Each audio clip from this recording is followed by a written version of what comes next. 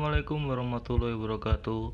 Ya, jumpa lagi bersama saya Haji Fatur Rahman. Jadi di dalam video kali ini kita akan membahas tentang corak kehidupan masa praaksara. Nah, ini merupakan pertemuan keempat.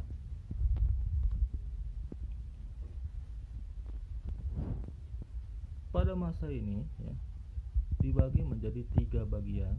Yang pertama ini ada pola hunian, yang kedua ada peralihan dari berburu, meramu sampai bercocok tanam, yang ketiga adalah sistem kepercayaannya. Nah, untuk yang pertama kita akan membahas pola hunian. Apa sih pola hunian ini?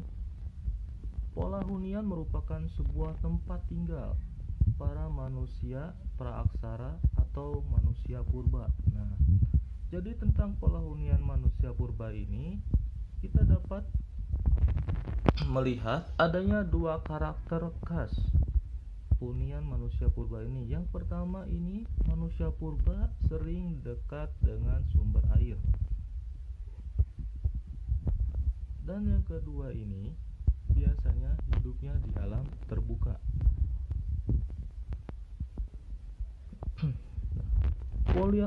Pola hunian itu sendiri dapat dilihat dari letak geografisnya, situs-situs serta kondisi lingkungannya. Nah, ini ada contoh yang menunjukkan pola hunian yang tadi disebutkan, yaitu situs-situs purba di sepanjang aliran Bengawan Solo, yaitu Sangiran, Sambul Macan, Trinil, Ngawi, dan Ngandong. Nah, semua itu merupakan contoh-contoh dari adanya kecenderungan manusia purba untuk menghuni lingkungan di pinggir sungai.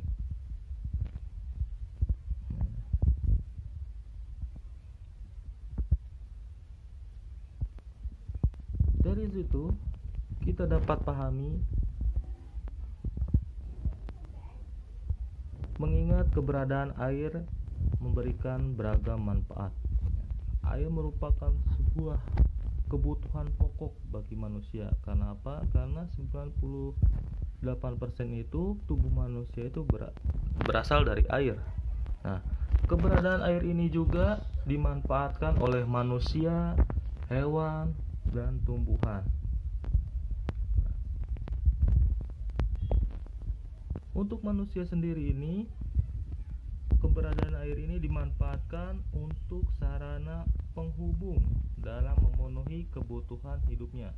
Jadi melalui sungai, manusia dapat melakukan mobilitas atau perjalanan dari satu tempat ke tempat yang lain. Next ya, kita sekarang akan membahas tentang dari berburu, meramu sampai bercocok tanam.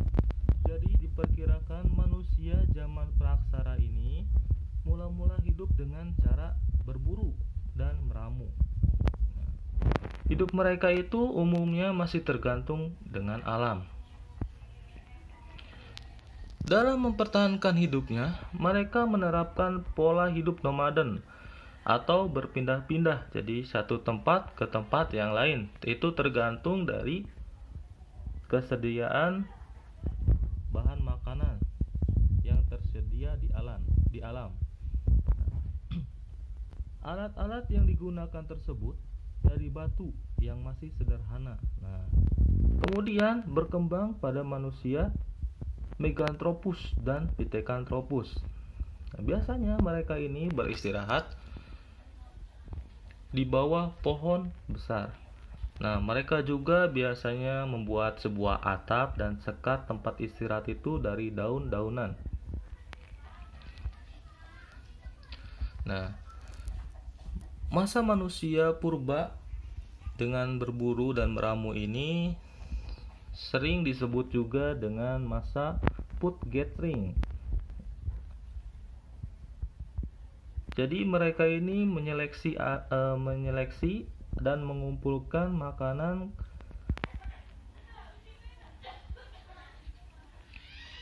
Karena apa? Karena belum dapat mengusahakan jenis tanaman yang dijadikan bahan makanan. Nah, dalam perkembangannya, mulai ada sekelompok manusia purba yang bertempat tinggal sementara. Nah, contohnya itu di gua-gua atau di tepi pantai. Nah,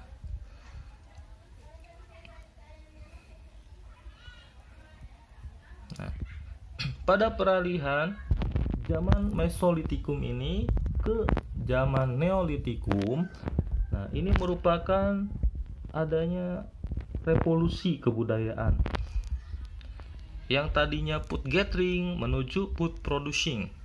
Nah,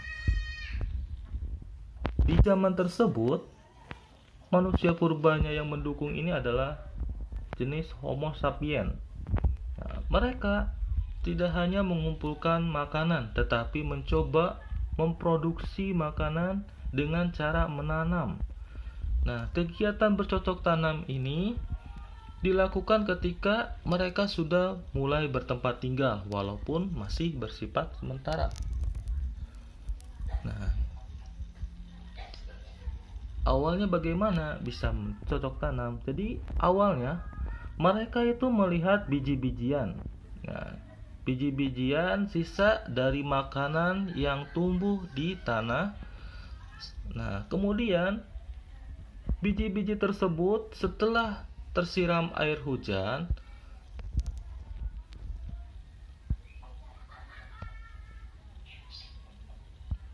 muncul benih-benih. Nah, dari situlah kemudian mendorong manusia purba untuk melakukan cocok tanam.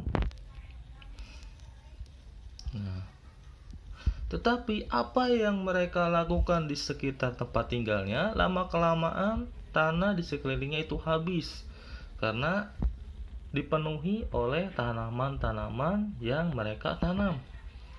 Nah, jadi dari situ mereka melakukan pindah tempat untuk mencari tempat yang dapat ditanami. Nah, waktu itu juga ada sebuah pembukaan lahan dengan cara membakar hutan. Nah, teknik ini merupakan disebut juga slash and burn. Ya, teknik di mana membuka lahan secara membakar.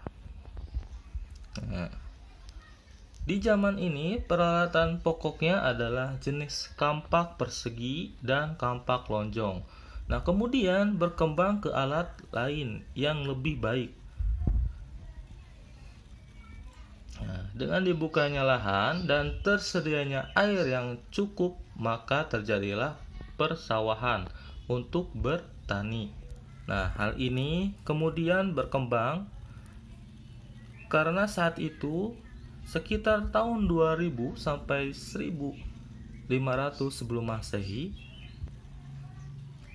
nah, mulai terjadi perpindahan orang-orang dari rumpun bangsa Austronesia yang berasal dari Yunan, nah, ke kepulauan Indonesia. Begitu juga kegiatan beternak juga mengalami perkembangan dalam waktu singkat.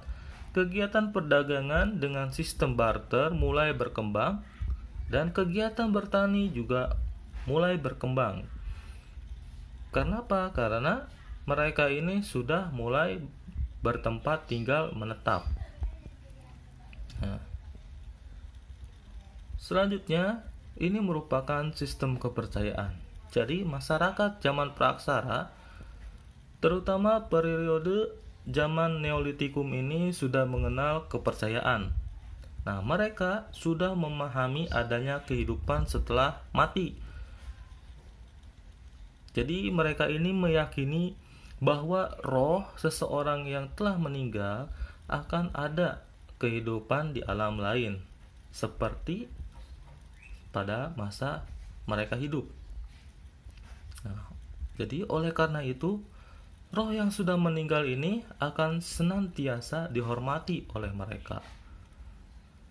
Nah, kegiatan ritual yang paling menonjol adalah saat upacara penguburan. Jadi dalam tradisi penguburan ini, jenazah orang yang telah meninggal dibekali berbagai benda dan peralatan kebutuhan sehari-hari.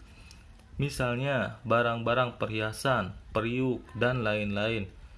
Nah, barang-barang tersebut ini ikut dikuburkan bersama mayatnya. Nah, hal tersebut dimaksudkan agar perjalanan arwah orang yang sudah meninggal ini selamat dan terjamin dengan baik.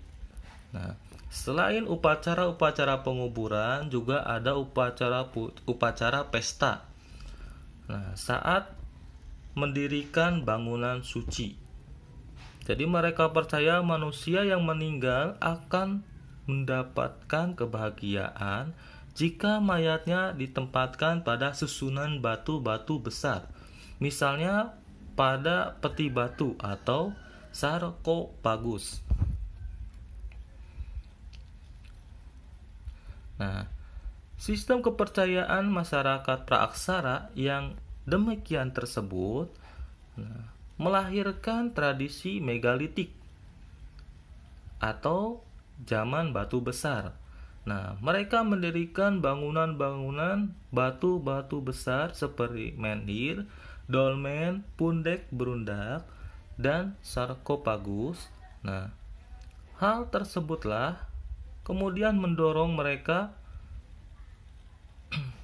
mengembangkan kepercayaan seperti animisme, yaitu kepercayaan yang memuja roh nenek moyang. Di samping itu ada juga kepercayaan dinamisme, yaitu percaya terhadap benda-benda yang memiliki nilai-nilai mistik atau magic. Oke, sekian untuk pertemuan kali ini ya. Jangan lupa kalian subscribe, like, dan share agar teman-teman kalian tidak ketinggalan info terbaru dari channel ini. Assalamualaikum warahmatullahi wabarakatuh.